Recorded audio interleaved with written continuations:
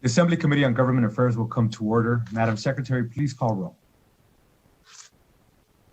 Assemblywoman Anderson. Present. Assemblywoman Black.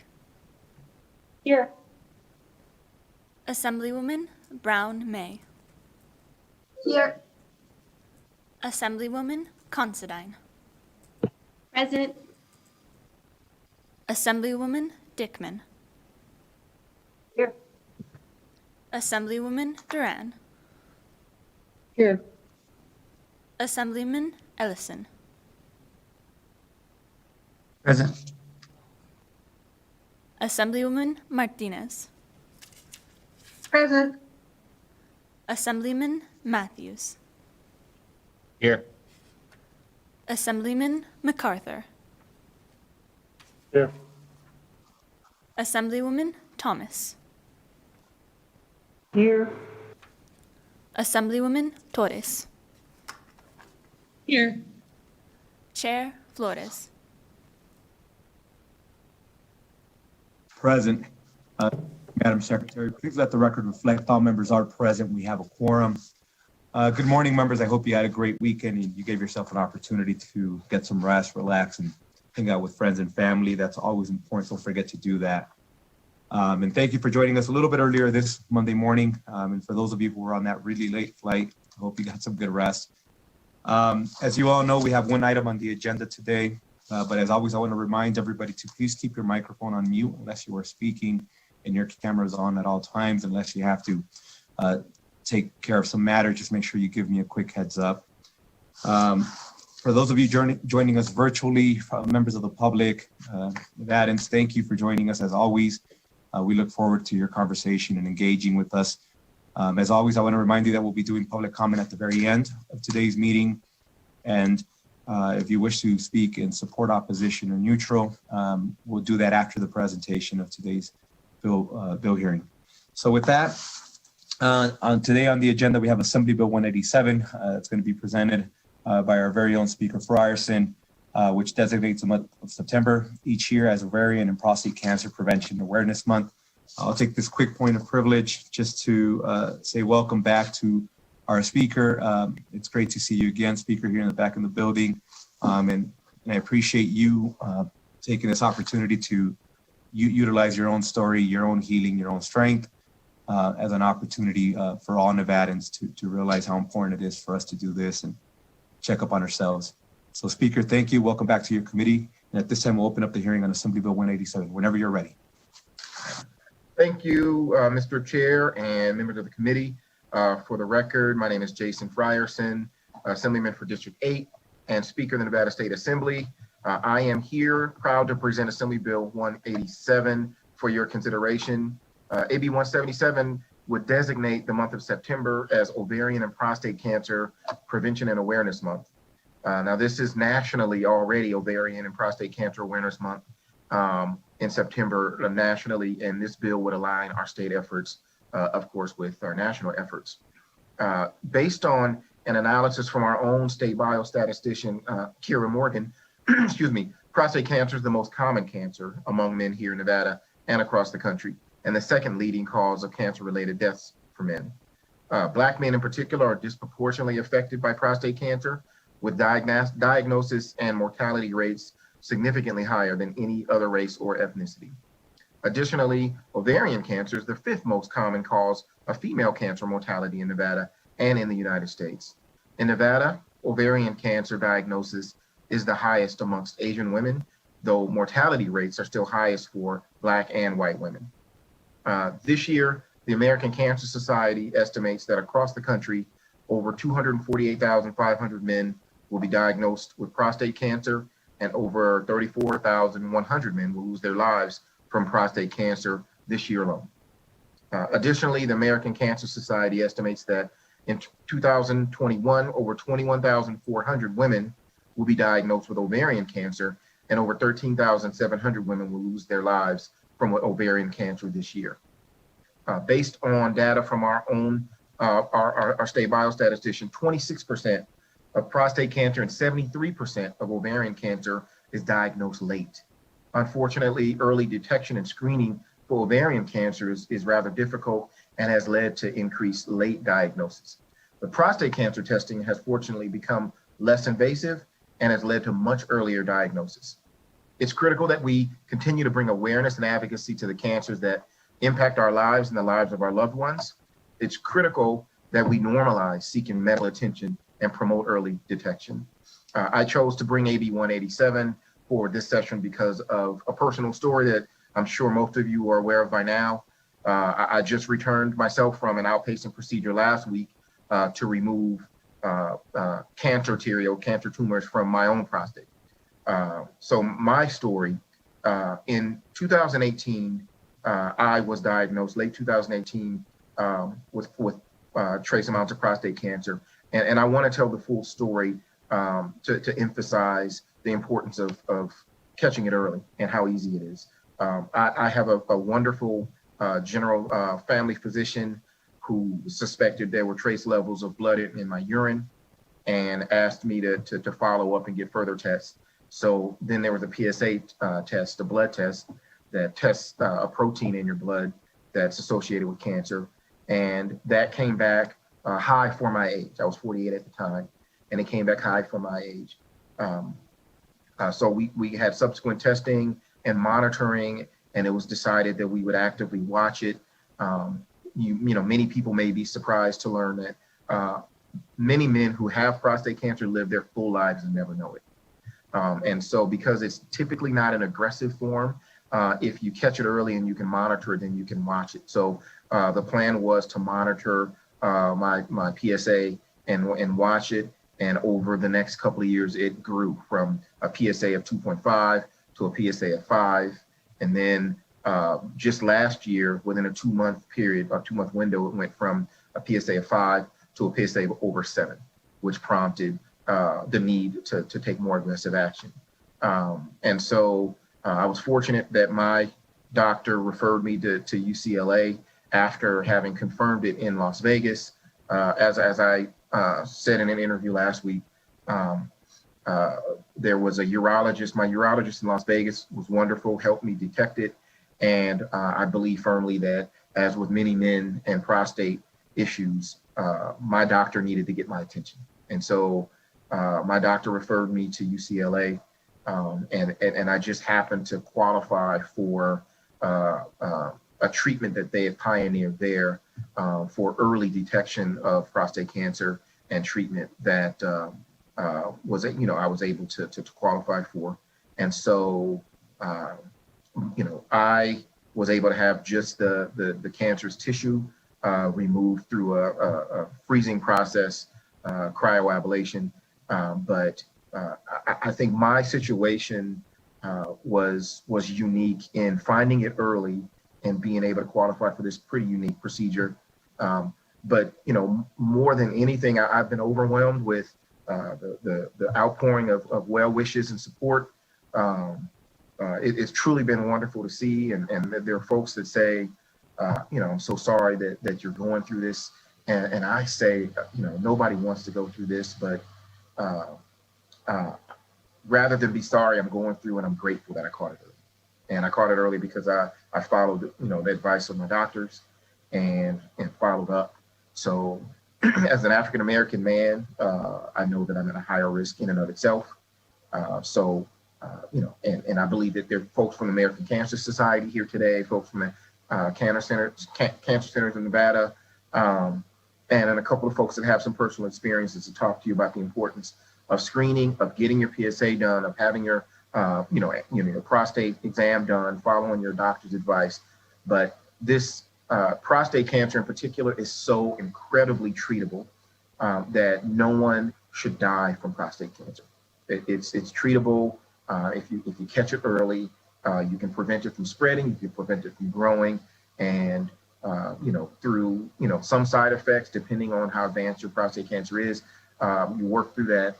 And this is a sensitive area for men. But again, as I said last week, if there was ever a time to man up, it's with respect to prostate cancer. So I'm proud to use my own position and my own platform to raise awareness. It's been amazing in just the past week, the number of friends who called and said they were going through the same thing, or or quite frankly, friends who called and said they're going to get the PSA test right now. And that's what this is all about. If we can save one life, let alone more, it's well worth it for something that is so incredibly treatable. I was honored to speak with Governor Bob Miller, who some years ago, talked about his own diagnosis. And it's encouraging to have people in leadership positions that take this serious and take on the position of wanting to educate the public. And so Governor Miller did that. And I think it's time for us to put an annual effort and a regular effort towards educating the public about screening and testing and being mindful of your own health circumstances. I want to give a special thank you to my UNR family and my Wolfpack family for their support, and Coach Alt, of course, it's always great to hear from, and Governor Sandoval, and the entire Wolfpack family for their support. It's been tremendous, but I feel like it's certainly my duty to take this opportunity to educate other people and make sure that folks understand that, moments of inconvenience are well worth longevity for your life, for the support and involvement of your loved ones, your spouses, your children, your parents. This can be handled, it can be managed, and it's certainly well worth the effort to do it yourself and to educate your friends and family about their health as well. And so that, Mr. Chair, is really the emphasis behind the bill. I'm grateful for the doctors and patients and survivors that are going to be joining me today to tell their stories. And you'll hear that shortly. The C word, cancer, is scary, and it doesn't have to be as scary if you take it on. And so, again, as Coach Alt said in a little video last week, all gas, no brakes, and that's what this is about. So I would be happy to answer questions if there are any. I'm not a doctor. I did get waitlisted to medical school, and we are all better off that did not work out. But I just wanted to use my story to help encourage other folks to be responsible and screen just as well. So again, I would be happy if there are questions. Otherwise, I know there's a group of folks that are prepared to testify and support as well. Thank you again, Speaker Frierson, for joining us this morning, and again for walking us through your story. I think a lot of us have the privilege and honor to say that we serve in your leadership.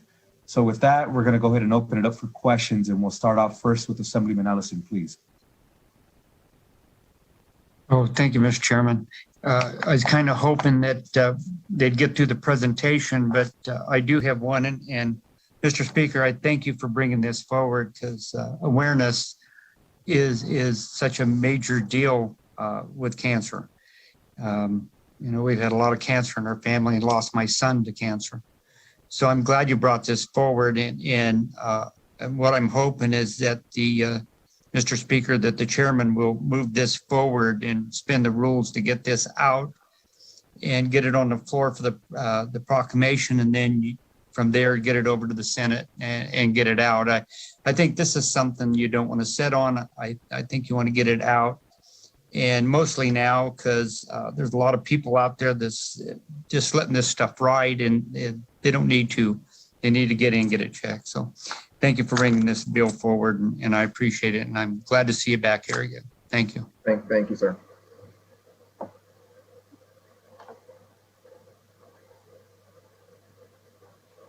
Thank you, Assemblyman.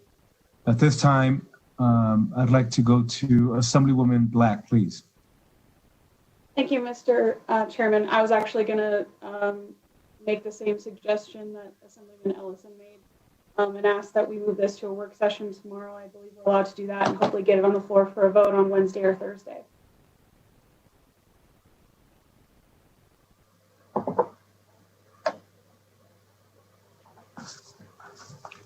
And thank you, Assemblywoman. Members, any additional questions?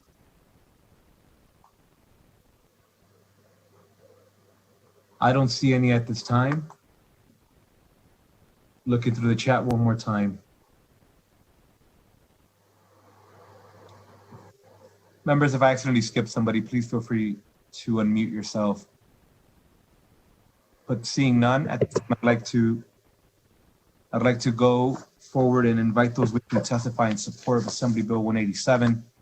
And we'll start off with those of you who have joined us virtually this morning. And I see a group of folks, so I'll start off with Mr. Garza. Good morning and welcome, sir. We are now in testimony in support of Assembly Bill 187. Yeah, good morning, Chairman Flores, Vice Chairwoman Torres, and members of the committee. My name is Alex Garza, and this is perhaps the most important testimony I've ever given in my life. I am a two-time prostate cancer survivor, and I'm here to speak in support of Assembly Bill 187, designating the month of September as Ovarian and Prostate Cancer Prevention and Awareness Month in Nevada. I want to thank you for allowing me to speak. I was first diagnosed in 2017 when I was 47 years old, and only a few months before losing my mother to ovarian cancer. So I feel that I'm very qualified to speak on this particular issue. I've had a complete prostate removal, but my cancer returned in 2018, and then I had to go through hormone therapy and radiation therapy. I want to just share a little bit about my story because in hindsight, I probably started exhibiting symptoms when I was 40 or 41 years old. And in the exuberance of youth, I didn't make the best decisions. In the absence of education, I didn't make the best decisions to focus on my own personal health. This is indicative of what's happening out there in the community, in that a lot of people, especially in minority groups, Black America, Latino American, Hispanics, don't have access to the proper education and awareness materials to make proper and informed decisions on how to receive the best possible health care for themselves. My mother is a clear example of that, having caught ovarian cancer and discovered it very late in the process, where by the time she discovered it, it was pretty much too late. And although she valiantly battled it for 5 years, it eventually did claim her life in 2017. I'm hoping that through this awareness month, that we are able to reach more people and provide them the awareness and education so that that doesn't happen to other people as well too. My own personal journey has been a difficult struggle in that at the age of 49 or 50, my body will never be the same as it was before the prostate removal. And those of you guys that are aware with prostate removal and what it does to a man's body, you can understand that there are mental issues, physical issues that are associated with that will never change. I'm 100% ready and willing to deal with those issues, and I feel that I'm qualified and capable of dealing with those issues, but it doesn't mean that I don't still struggle with the issues and the changes that have occurred because of prostate cancer. Had I caught it early, had I been aware and been educated myself, the severity of what I am experiencing probably would not have occurred, and it would have been easily treatable. Statistics say that prostate cancer occurs in much older men, but that was not true in my case. I consider the age of 46, 47 to be young for prostate cancer. Had my mom not been battling her own cancer, I'm not sure that I would have recognized the signs even as early as I did at the age of 46, however, still being later than I should have recognized them. Through my own personal experience, I am passionate about cancer advocacy and sharing my story with others to help them raise awareness about cancer, early detection, and prevention. I utilize my small platform, however small it may be, to advocate and raise awareness of prostate cancer and ovarian cancer in memory of my mother. And as Speaker Fryer, I apologize for not being able to see your name, Fearson mentioned, even my small voice has been able to impact friends and family and people from across the globe to go get PSA checks, to go get breast cancer checks, to go get women to go get checked. And it's reassuring that my small voice has such a large impact on the global community. I want to thank Speaker Fearson for being an advocate for all cancer patients, for leveraging his much larger platform to raise awareness and to bring enlightenment to cancer patients or men and women out there, and just for being a voice on this important issue. I want to thank you for your time today, and I hope you all vote in support of AB 187. Thank you. And thank you, Mr. Garza, for sharing your story and again, you utilizing your own voice and story and healing for the benefit of others. And just for the sake of clarifying, it's Speaker Frierson. Frierson, thank you. Thank you, Mr. Garza, for joining us this morning. Next, I'd like to go to former Governor, Mr. Miller. Please, good morning and welcome.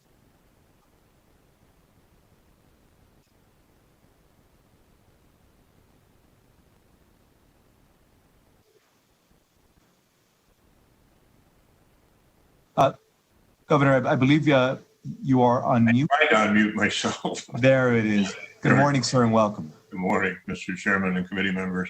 I'm here today to join the speaker and others in supporting Assembly Bill 187. I am a prostate cancer survivor and have been so for 25 years because of an early detection. In 1996, while governor of Nevada, I was diagnosed with prostate cancer. There was no indication prior to a routine physical exam in which my PSA has been slightly risen. Fortunately, my doctor, the late Elias Ghanem, suggested that I have more testing. The first was a digital rectal exam, which also proved negative. And so Dr. Ghanem indicated that we should have a biopsy exam, which proved to locate some cancer. I decided, well, the result was shocking to me, but the doctor and I then began researching options like radiology, seed implants, and surgery. Ultimately, I decided on surgery because I felt it was the most appropriate considering my circumstances. That left me with the question of what to do or say about this situation. And I decided that while privacy was desirable, it wasn't appropriate for a person in the office of governor. The public had a right to know, and so I held a press conference alongside Dr. Ghanem. Together, we answered all the questions. Although in one case, I suggested that I answer the question to the reporter just one-on-one afterwards. I felt good about making the disclosure, although I was still nervous facing the surgery. The surgery went well, as evidenced by my being here 25 years later. And it had a side effect that pleased me. For some time after the surgery, I became a sounding board for other men who had been diagnosed, most of whom who had gotten tested, in part at least, because of my announcement, just as the speaker was suggesting in his case. Their early detection had been successful as well. Assembly Bill 187 addresses heightened awareness for men and women by drawing attention to prostate and ovarian cancer testing. Early knowledge can and does save lives. I applaud the speaker for making his condition and decision public and for proposing AB 187. I encourage all of you to support it. Thank you. I'll be glad to take questions if there are any. And thank you, Governor Miller. Appreciate you joining us this morning. And for the record, wanted to ensure that the record captured that was Bob Miller, B-O-B-M-I-L-L-E-R. And thank you again for letting your story be heard and again, utilizing it as a tool of empowerment for other Nevadans. We'll continue with those wishing to testify in support. And as we have several other folk who have joined us virtually this morning, if we could go to Anthony, Mr. Anthony Gwynn.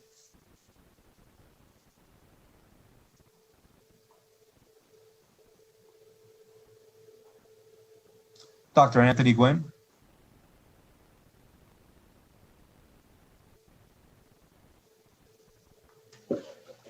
So sorry. Okay. Sorry. Hi, good morning. Welcome. Good morning. Good morning. Hi. Good morning, Chair Flores, Vice Chair Torres, members of the committee. My name is Anthony Nguyen. I'm a medical oncologist here at Comprehensive Cancer Centers in Nevada. Thanks for having me today. I'm here to speak on support of AB 187, which is designating the month of September as ovarian and prostate cancer prevention and is it not going? Is there? Oh, okay. See you now. Perfect. Sorry. Designating the month of September as ovarian and prostate cancer prevention and awareness in Nevada. Before I begin, I'd like to thank Speaker Frierson, for speaking publicly about your own fight against cancer, by sharing your story. You're doing so much to raise awareness about prostate cancer and all the cancers in general, which we fight every single day here with our patients. Obviously, detecting cancer earlier improves survival, lowers disease progression, reduces cost of care. If patients can be promptly diagnosed and they can be effectively treated. We went over some of the facts about prostate cancer and ovarian cancer. I didn't want to go over all of that right now. But some of the basic things is that, yes, prostate cancer typically does affect and present in older men, but as we know, that's not always the case. It does occur in men with family history of prostate cancer, in men of African-American descent, and some of the risk factors are smoking, obesity, not getting a lot of exercise. In the United States, about 11% of men will be diagnosed with prostate cancer at some point in their lifetime. I wanted to recall a patient that we saw here who didn't get screened, and it was a very poignant case. He was a pilot, a very close. I guess now he's a friend. He had not gotten screened, and what had happened is that he had actually allowed the prostate cancer to grow and grow and grow, and it was at first quiet, but had actually metastasized to his spine. We call that spinal cord compression. So unfortunately, he didn't get screened early, and the cancer actually had invaded into his spine and caused him the inability to walk. He was nearly paralyzed. So luckily, he was able to be salvaged. We were able to get him in. He was treated, and he was able to walk again. He was able to regain all of his function. But it's a huge deal, because if he had been detected early, none of this would have happened. And it was very traumatic. And luckily, he's doing fine right now. He's doing great. He's on treatment. But again, the importance of screening. If he would have seen some ads or some type of cases, he would have followed up with his doctor. He would have gotten the blood test. He would have gotten the examination, as we had talked about earlier, and he would have avoided so much difficult treatment. It was very, very difficult. But thankfully, he's doing great right now. And I think this procedure here and this awareness could help promote men getting detected early. So if this critical piece of legislation passes, determining September as Prostate and Ovarian Cancer Awareness Month in Nevada, we'll see a wealth of information about these cancers. It'd be a wonderful asset in us fighting these cancers with the patients. Awareness is incredibly important, as detection can catch disease when it's most treatable. I thank you for your time today, and I'm happy to answer any questions as a medical oncologist regarding these two diseases. Thank you. Thank you, Dr. Gwynn. We do have a question for you from Assemblyman Ellison. Thank you, and thank you for your testimony. I do have one. You mentioned like a blood test. Is that usually what they do to be tested? Is that what you recommend, is go in and have a blood test? Is that the first stage, what you should do? Thank you for the question. So the screening it depends on the person. So if you're of higher risk, meaning that someone in your family had prostate cancer at an early age, typically what we do is we start screening about 40. And yes, it is a blood test, but there's also your family doctor or your urologist will perform what we call digital rectal exam, or DRE they call it. But that depends on each person. So one size does not fit all. So we don't tell everyone, 50 years old, we screen everyone. It actually depends on each person. So if the person has family history early on, we would actually recommend going earlier. That's American Cancer Society recommendations. If you have people who are higher risk, so men of African-American descent, first-degree relatives like a father or a brother who had prostate cancer at an earlier age, like below the age of 65, we start looking at about 45. So we change that guideline. But if you're an average risk and you're not of, see, it's tricky. We don't tell people how old they should be or they shouldn't be. We say that if you have a life expectancy of greater than 10 years, I know that sounds really strange. We are recommending at the age of 50. So we would test those those folks at the age of 50. But one size does not fit all. And yes, typically it is a blood test, but there are more innovative tests that some of the urologists are using, the urine, besides the blood test. But generally, the PSA and the blood test is the typical test that's done. Thank you very much. And thank you, Assemblyman. And thank you, Doctor, for joining us this morning. Appreciate your insight to this conversation. We'll continue with those wishing to testify in support of Assembly Bill 187. And next we'll go to Mr. Mike Patterson. If you can state your name for the record and spell it.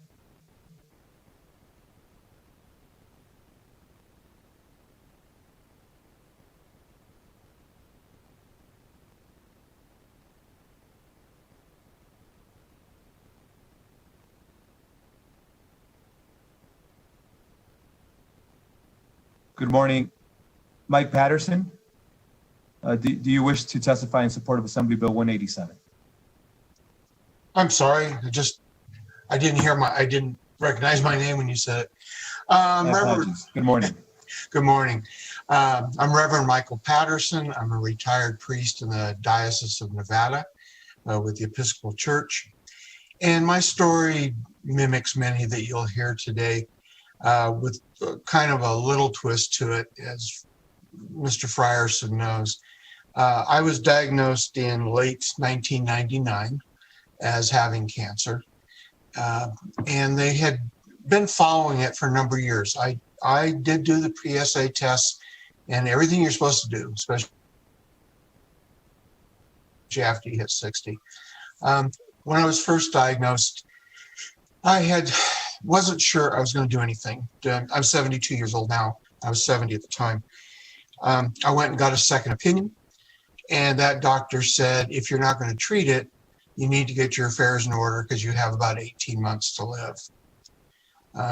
In 2020, after going through this quarantining and everything, in fact, my wife and I were actually in Hawaii when it was officially declared a pandemic, and came home, did some more soul searching because my bucket list had a hole torn in it by COVID because we were supposed to do some traveling and kind of put some things at ease. I went back, saw my urologist. I was not going to do chemo. Over the years, I've seen too many people go through that process. And I said, that one's not for me. But I did do the radiation treatment. It was 28 days of radiation. It was not very comfortable. Towards the end, I told the doctor, I feel like I'm being cooked from the inside out. But I have to tell you that on March 3rd, which is just a couple of weeks ago, the tests came back and I tested negative for cancer. So I'm a survivor. The reason I tell the story the way I did is it's never too late to make the decision. I had personal family things that had gone on and it changed over time. And that was why I initially wasn't going to treat it. And then I changed my mind and did. It's hard to hear the C word and figure out what to do next. And this bill, I think, will get the information out to people that, yes, cancer is severe. It can kill you. Prostate cancer can kill you. But there are many, many different treatments now. It's not an automatic death sentence anymore, which I think I assumed it was. And I congratulate Speaker Frierson for bringing this to the attention of people. He and I have been speaking about this for a while now. And it's scary. And I think the more education we get, the better it is for everybody. So I strongly support this bill, and I hope that it will sail through the legislature and through the Senate side. And let's join the rest of America in getting the information out so that people can explore their options. and be able to say, as I can, I'm a survivor. Thank you very much. And my apologies to you, Reverend Patterson. My sign-in sheet did not contain a title, so my apologies in not adequately referring to you. And thank you for joining us this morning. And I'll echo my sentiment that I've mentioned now to the previous speakers. Thank you for utilizing your story as a tool of empowerment. With that, we'll continue with those wishing to testify in support of Assembly Bill 187. And I will go to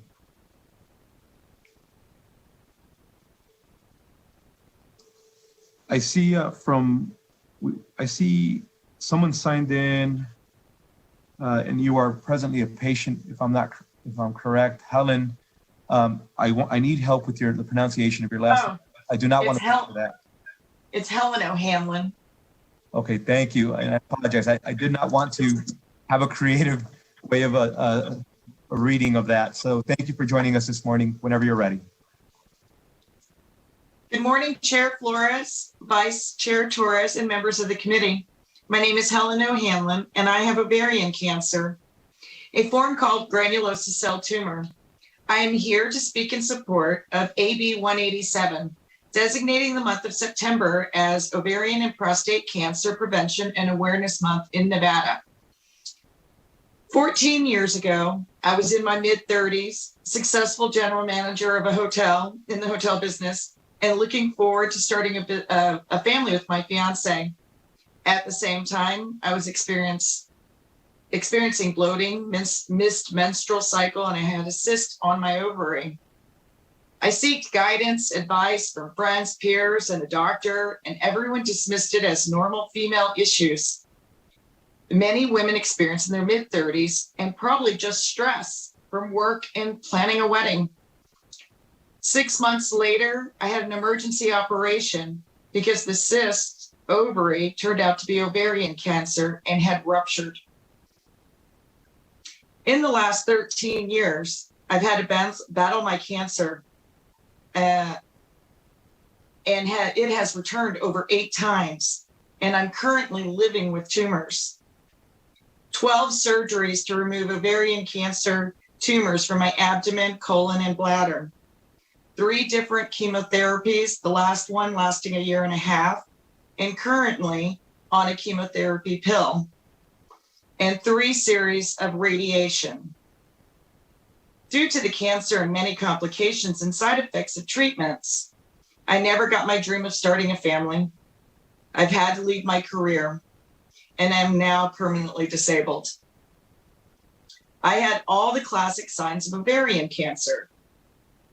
If more people were aware, I would be living a different life today. I'm in many online ovarian cancer groups. Every day, another woman has a story just like mine. And every day, another woman dies. Recently, Comprehensive Cancer Center has pioneered a way to treat and stabilize my stage 4 cancer. I'm very lucky to be here, but the battle will continue the rest of my life. I am a survivor, and with survivorship comes responsibility to share my story, to educate and help others. I also want to thank Speaker Frierson for his bravery in sharing his personal journey with cancer. The more we talk about cancer, the more awareness and prevention and early detection can save lives. I thank you all for your time and for allowing me to speak on behalf of this important bill. Thank you very much.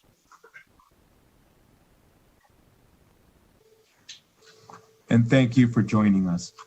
And again, thank you for utilizing your story as a form of empowerment. We'll continue on with those wishing to testify in support of Assembly Bill 187.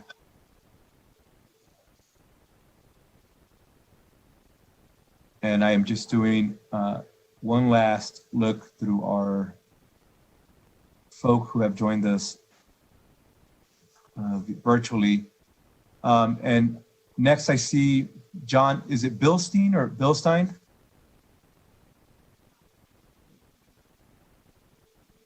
Good morning. It's John Bilstein. Thank you. Thank you. Good morning. Good morning. Whenever you're ready. Thank you. Good morning, Chair Flores, Vice Chair Torres, and members of the committee. My name is John Bilstein, and I am the Chief Executive Officer for Comprehensive Cancer Centers in Nevada. And I'm here today to speak in support of AB 187, designating the month of September as Ovarian and Prostate Cancer Prevention and Awareness Month in Nevada. I would like to recognize Speaker Frierson for his bravery and use of his platform to highlight this important issue in our community. One of the biggest tools we have to fight serious health conditions is the power of education. That's why Prostate and Ovarian Cancer Awareness Month is so important, because it rallies Nevadans together to spread awareness and show support for each other. A bill like AB 187 is critical in the fight against cancer, and it helps facilitate conversations and exchange information with the common goal of empowering each other with the knowledge that comes from education and experience.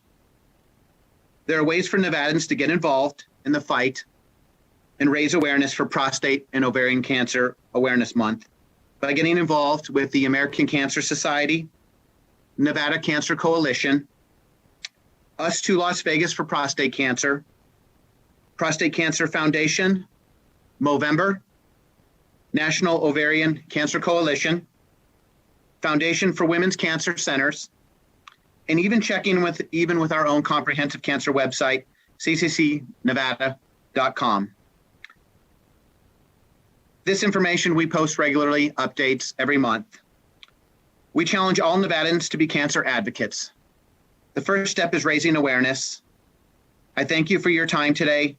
Happy to answer any questions in support of AB 187. Thank you. And thank you, Mr. Bilstein, for joining us this morning. If we can continue with those wishing to testify in support, I am doing one final check of those who joined us this morning virtually. My understanding is all who wish to testify virtually have now had an opportunity to do so. And at this time, we'll continue with testimony in support of Assembly Bill 187, and we'll go to the phone lines. Broadcast, please. Chair Flores, may I ask a question of Dr. Bilston? Yes, please. And is this, I apologize as I missed who this is. It's quite all right. It's Assemblymember Anderson. I just had a quick question for Mr. Bilstein, or Dr. Bilstein. Based upon some of the information that was shared earlier, as well as the information from Mr. Garza, is the education also being done in other languages? And is the outreach also being done in multiple communities? I realize that this conversation can actually be done offline, but I just also wanted to bring up what Mr. Garza, as well as what Speaker Frierson had brought up with the different communities that are being impacted. Thank you. I'm John Bilstein. I'm the Chief Executive Officer, not a physician, but yes, the answer to your question is we do absolutely have information in other languages. We have physicians that speak multiple languages. We have a 1-800 number. We even employ full-time social workers to help get the word out into the community, to the African-American, Hispanic communities. So we work exclusively with the Culinary Union on a contract. So yes, we're have many avenues for people to get support. Thank you so much. And thank you, Mr. Chair, for allowing me to ask that question. Thank you, Assemblywoman. We'll continue with those wishing to testify in support of Assembly Bill 187, and we'll go to the phone lines. To testify in support of Assembly Bill 187, please press *9 now to take your place in the queue.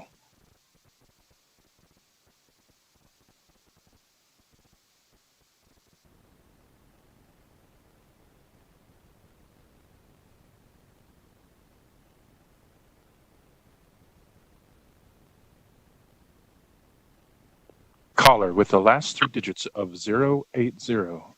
Please slowly state and spell your name for the record. You will have 2 minutes and may begin.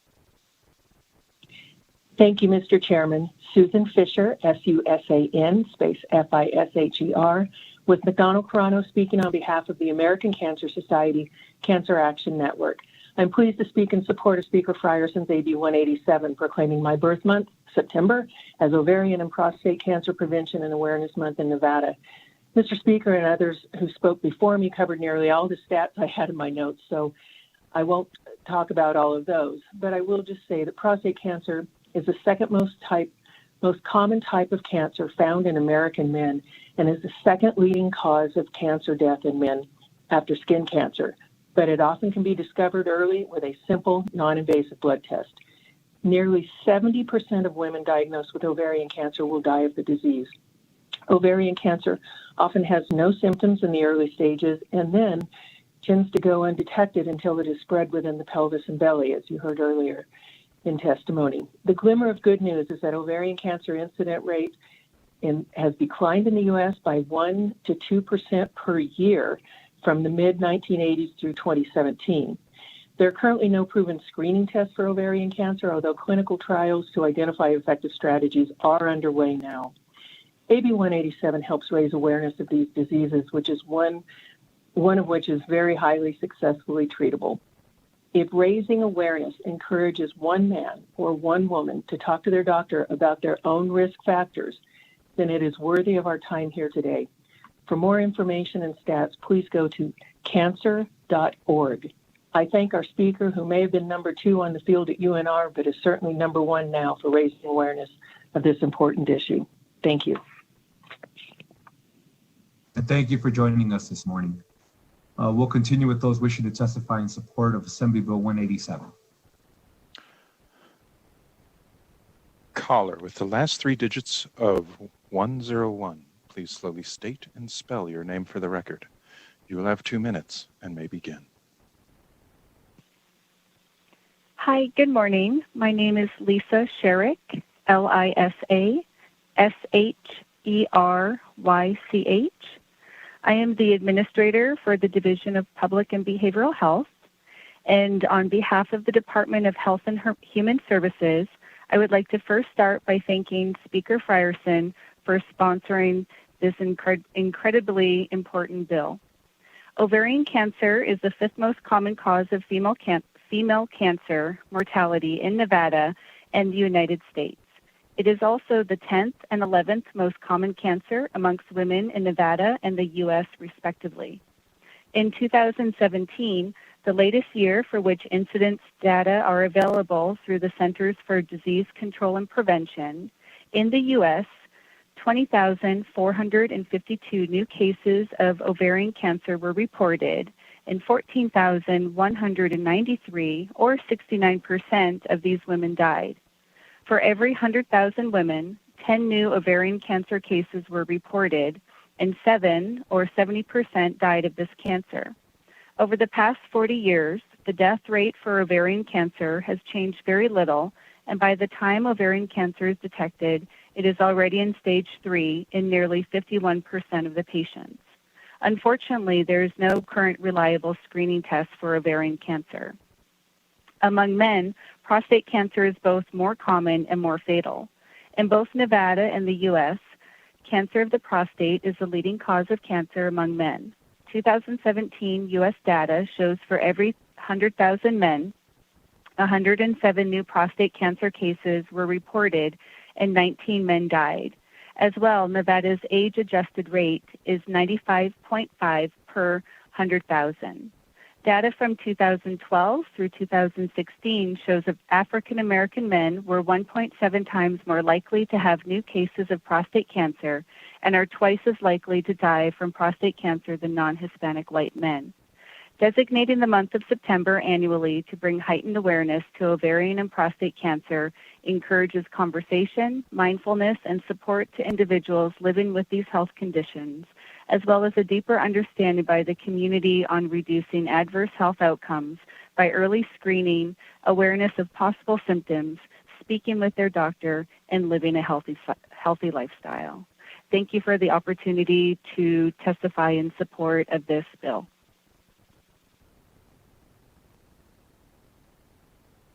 And thank you for joining us this morning. We'll continue with the phone lines. Those wishing to testify in support of Assembly Bill 187. To testify in support of Assembly Bill 187, please press star 9 now to take your place in the queue. Chair, there are no more callers in support at this time. Thank you. At this time, we'll invite those wishing to testify in opposition to Assembly Bill 187. If we can go to the phone lines, please. To testify in opposition to Assembly Bill 187, please press star 9 now to take your place in the queue.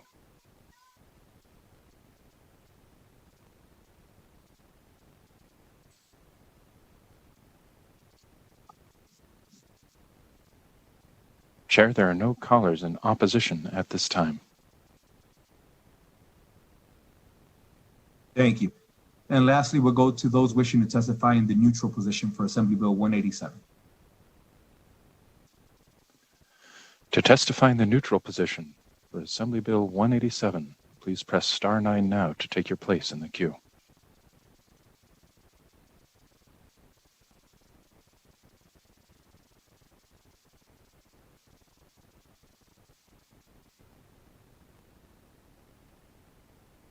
Caller with the last 3 digits of 670, please slowly state and spell your name for the record. You will have 2 minutes and may begin.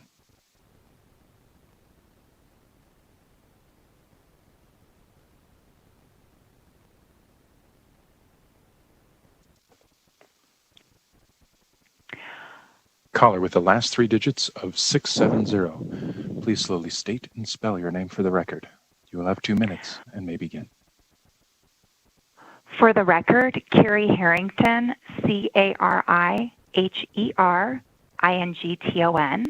I'm the Executive Director with Nevada Cancer Coalition, and I was hoping to speak in support, although somehow I missed that. So I'm hoping you can include this as support from Nevada Cancer Coalition. Good morning, Chair Flores and members of the committee. Thank you to Speaker Frierson for sharing his story and bringing forth AB 187, and to all of the survivors who've also shared their stories today.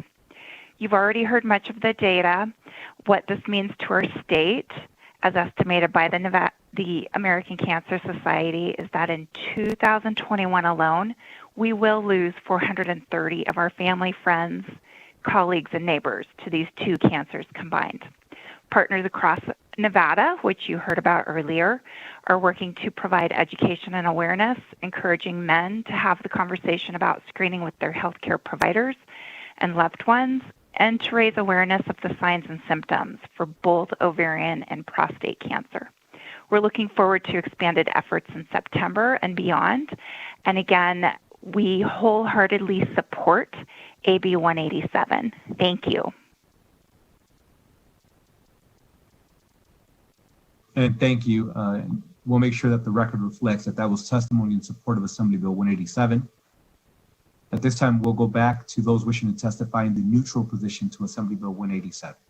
Broadcast, please. Caller with the last 3 digits of 582, please slowly state and spell your name for the record. You will have 2 minutes and may begin. Hi, good morning, Chair Flores. And members of the committee, my name is Jaron Hildebrand, and I'm the Executive Director of the Nevada State Medical Association.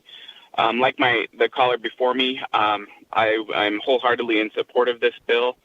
I tried to press star 9 on the support, but again, my apologies. I am the Executive Director of the Nevada State Medical Association, and personally, on behalf of myself, having a father that's also a cancer survivor, I would like to thank Speaker Frierson and all the people that share their stories. The more that we can get awareness out to our state and to these folks, the better. And again, I am in strong support of the bill. Thank you. And thank you. We'll make sure that that testimony is registered in support of Assembly Bill 187. And again, we'll open up the hearing for those wishing to testify in the neutral position, Assembly Bill 187. To testify neutral on Assembly Bill 187, please press star 9 now to take your place in the queue.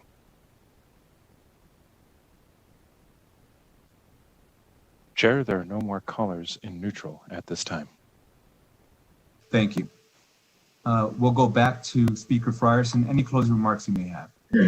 Thank you again, Mr. Chair and members of the committee for this engagement. I just really wanted to highlight just a couple of more things.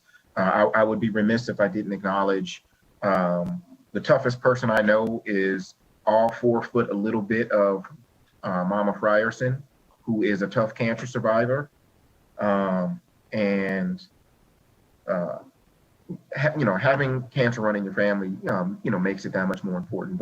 But she's a tough one. My dad lost his battle to cancer, and so what this allows is for us to have a conversation about an incredibly uncomfortable topic. But the number of people that have come out of the woodwork, even in the past week, to talk to me about their experiences and to get rid of the stigma of talking about it.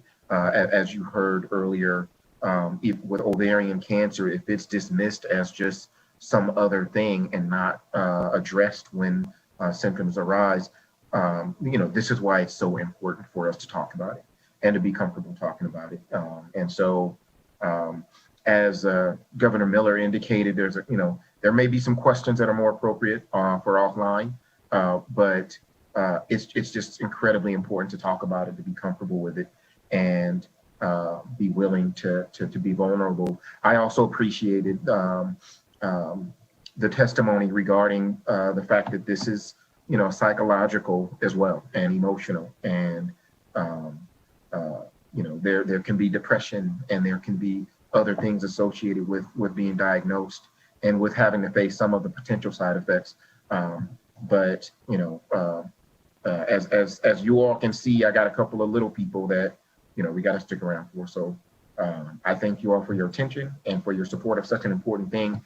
I really look forward to the effort to keep this a topic that people are willing to continue to talk about every year and throughout the year, so that we can help provide folks with the tools they need to make the decisions they need to make from an informed perspective. And again, I thank you all for your time and attention.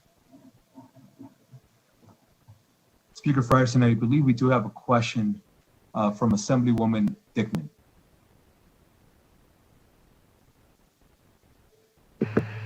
Thank you so much, Mr. Chair, and thank you so much, Mr. Speaker.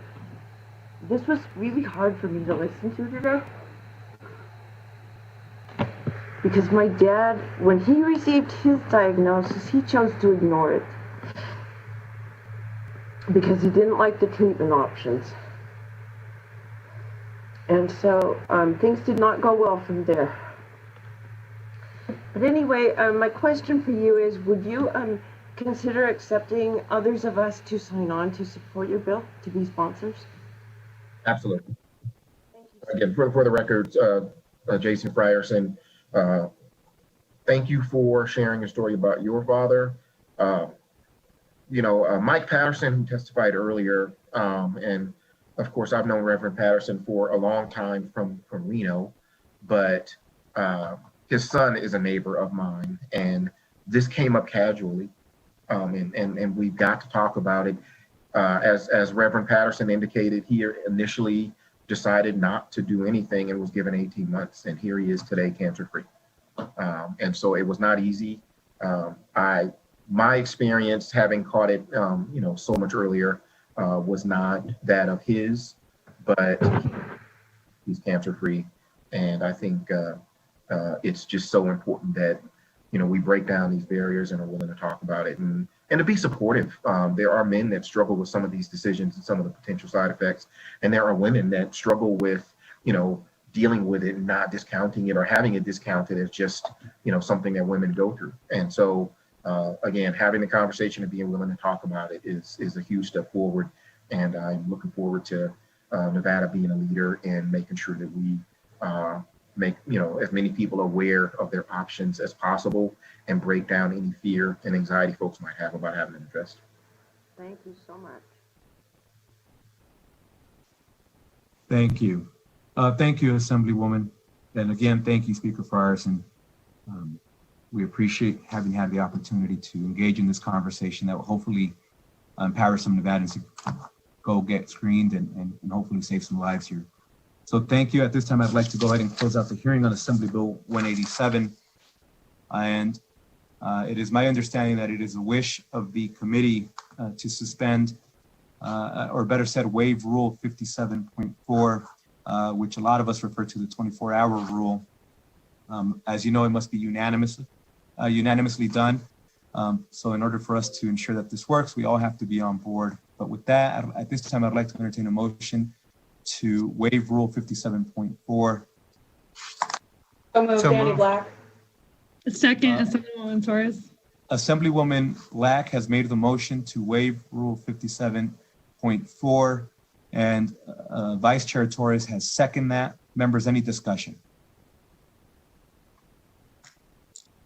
Madam Secretary, if you could please do a roll call vote. Assemblywoman Anderson. Yes. Assemblywoman Black. Yes. Assemblywoman Brown May. Yes. Assemblywoman Considine. Yes. Assemblywoman Dickman. Yes. Assemblywoman Duran. Yes. Assemblyman Ellison. Yes. Assemblywoman Martinez.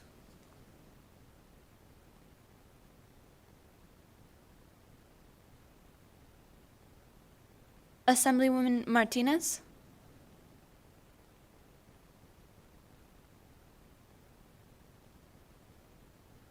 Assemblyman Matthews. Yes. Assemblyman MacArthur. Yes. Assemblywoman Thomas. Yes. Assemblywoman Torres.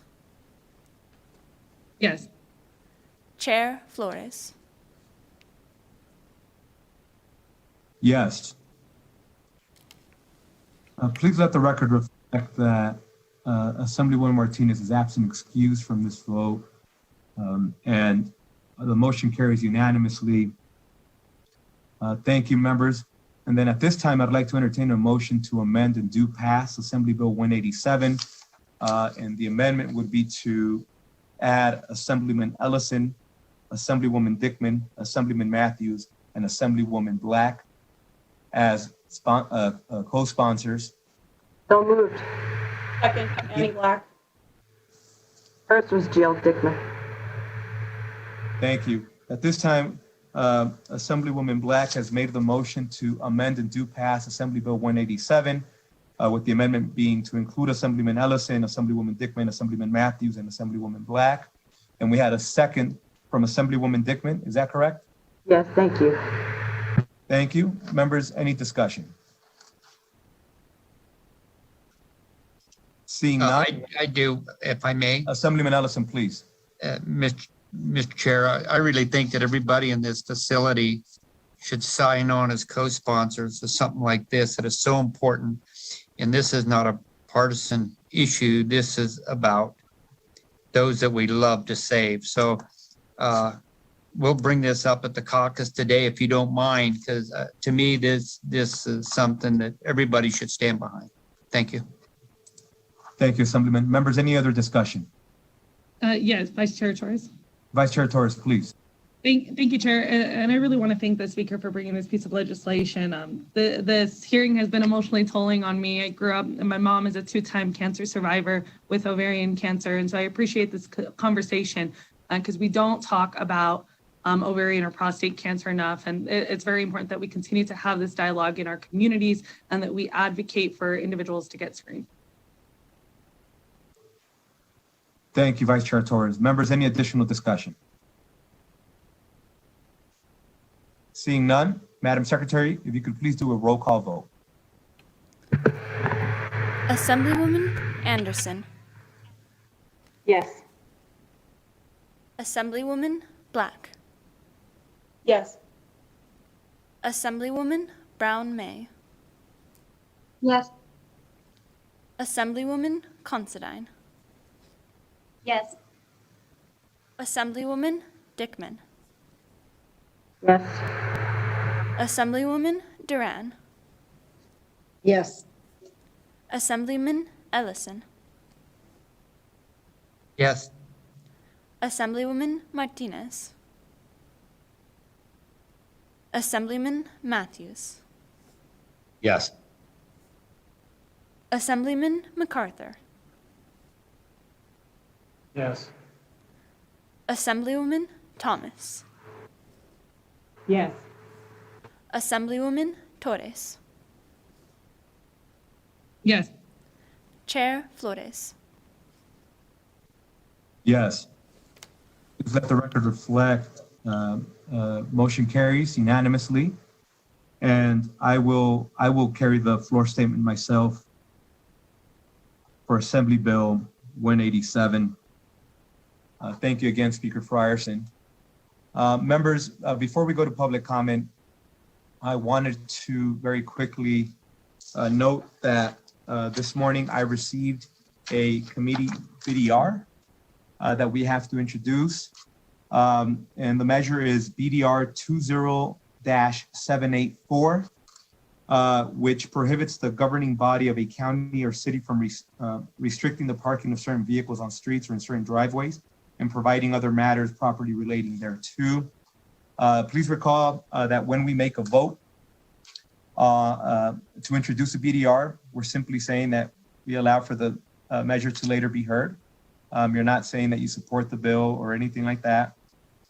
This will have to go through the formal motions of being referred to a committee, heard, and then voted on. So I just wanted to make sure that you understood what that meant. So at this time, I'd like to entertain a motion to introduce BDR 20-784. So moved.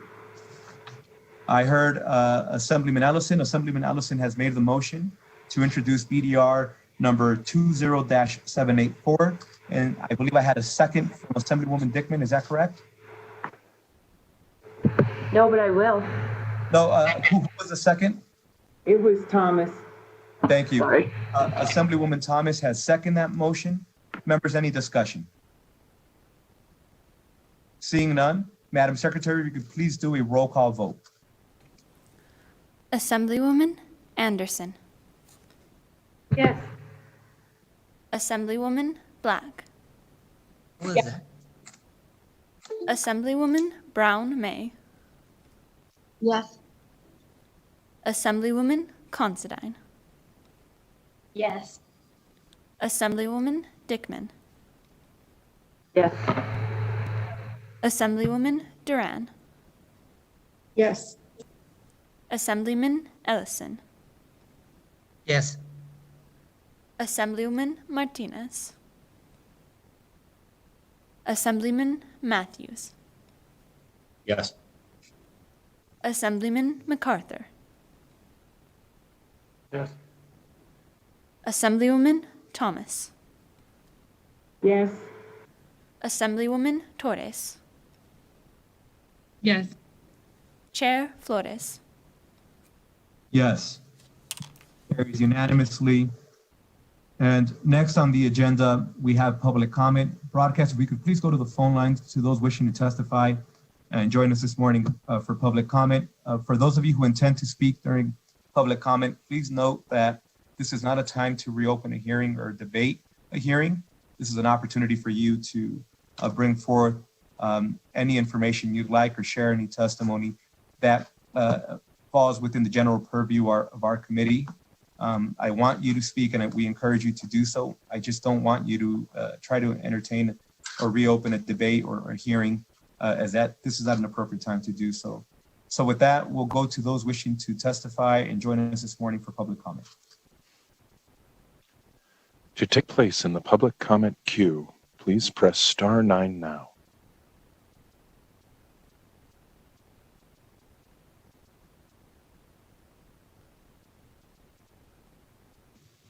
Caller with the last three digits of 213, please slowly state and spell your name for the record. You will have 2 minutes and may begin. Anne Marie Grant, ANNEMARIE GRANT. My brother Thomas Purdy was asphyxiated to death by Reno police, hogtied for 40 plus minutes. During a mental health crisis and then asphyxiated while prone, face down, still hog-tied, pleading for his life by Washoe County Sheriff's Office. Today I'd like to talk about Philip Serrano. Philip Serrano was 44 years old when he was shot by Reno police and killed on September 23, 2018. DA Christopher Hicks did not release the body cam footage or his justification of the murder until November 4th, 2020, over 2 years later. He waits for a reason. He hopes the communities will forget. I can assure you Philip's daughter Desiree and sister Michelle will never be able to forget their loved one killed in crisis. Philip was shot multiple times. 51 shots were fired in total by Brandon Nagel, Sean Manning, Vincent Roble, Stephen Smith, and Officer Sean Swartz. The report states multiple witnesses indicated Philip indicated through his vehicle window he was going to park his vehicle on the curb to speak with police. As his vehicle slowly moved towards the curb, officers unloaded on Philip. These people I talk about, life mattered. Philip's sister had called police for help. She believed Philip had ingested drugs. When Sparks police approached Philip, he stated he didn't want their help, but they can't take that for an answer. These people I talk about, life mattered. They are someone's brother, sister, friend, son, daughter, spouse. Please do not support bills that further protect police. Please support bills that promote transparency and accountability and protect community members from excessive policing. Thank you. And thank you for joining us, ma'am. We can continue with those wishing to join us for public comment. Chair, the public comment line is open and working, but there are no more callers at this time. Thank you. At this time, we'll close out public comment. And members, I'd like to remind you that tomorrow we'll be starting at 9 a.m. We have Assembly Bill 28 and Assembly Bill 276.